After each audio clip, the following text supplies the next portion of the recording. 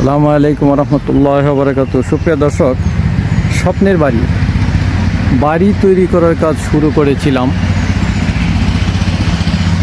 অত্যন্ত স্বপ্ন নিয়ে, কেননা একটি সুন্দর বাড়ি তৈরি হবে, এটা প্রত্যেক মানুষেরই স্বপ্ন থাকে।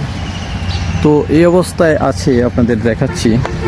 দেখুন, এখানে ছাদের জন্য সেন্টারিংয়ের মালামাল কিছু ব্যবহার করা হয়েছে এবং আরও কিছু এনে রাখা হয়েছে। এখানে ইটের খোয়া ভেঙে রাখা হয়েছে। এখানে দেখতে পাচ্ছেন বালি, লাল বালি, তার পিছনেই আছে সাদা বালি স্তূপ, ইট।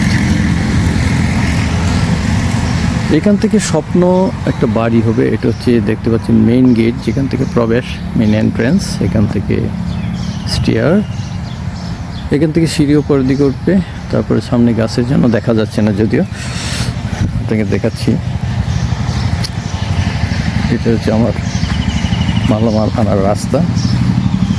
এখান থেকে সেন্টারিংয়ের মালামাল ফেলে রাখা হয়েছে। কাজ শুরু হবে একটু কিছুক্ষণের মধ্যেই। এই হচ্ছে মূল ভবনের জায়গাটুকু, কাজ চলছে সেন্টারিংয়ে। এটা হচ্ছে ফাউন্ডেশনের মূল অংশটুকু, দেখতে পাচ্ছেন। গ্রেট বিম, কলাম,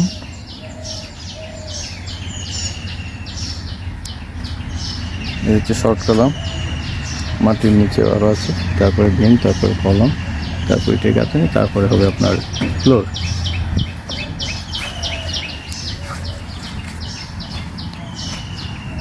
তো এই হলো মোটামুটি বাড়ির কাজ করার অবস্থা।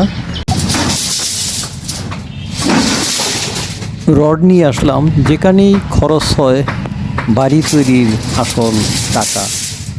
এই রড কিনতে মোটামুটি আমি নাজেহাল। যাক, তারপরেও সবার কাছে দোয়া চাচ্ছি, সবাই দোয়া করবেন আল্লাহ তাআলা যেন আমার বাড়িটাকে সুন্দর করে তৈরি করে দেন। কারণ আল্লাহ তাআলা না চাইলে কোনোভাবেই আমার বাড়ি তৈরি করা সম্ভব নয়। তাহলে আজ দেখা হবে ইনশাল্লাহ। বাড়ি তৈরির কাজ আপনাদের দেখা হবে ইনশাল্লাহ।